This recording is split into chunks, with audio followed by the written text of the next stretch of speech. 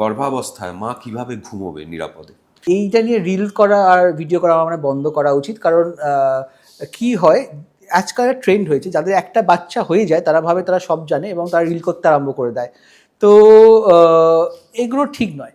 প্রথম কথা হচ্ছে যে প্রেগনেন্সির প্রথম 6 মাস বা 24 সপ্তাহ আপনি যেভাবে ইচ্ছা শুতে পারেন, কারণ জরায়ুটা তখনও ভেতরের দিকে আছে এবং ছোট রয়েছে।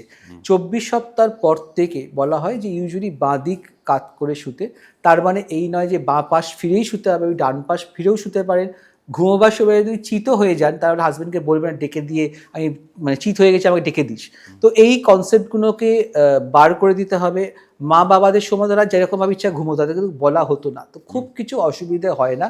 মাথা থেকে এই ফ্যাক্টস অ্যান্ড ফিগার্সগুলো বার করুন এবং এই রিল দেখে আর ছোটোখাটো ভিডিও দেখে কিন্তু প্রেগনেন্সি সম্বন্ধে দয়া করে আইডিয়া করবেন না। তো আপনি নিশ্চিন্তে ঘুমোন, ঘুমটাকে নষ্ট করবেন না, ওটা বেশি জরুরি।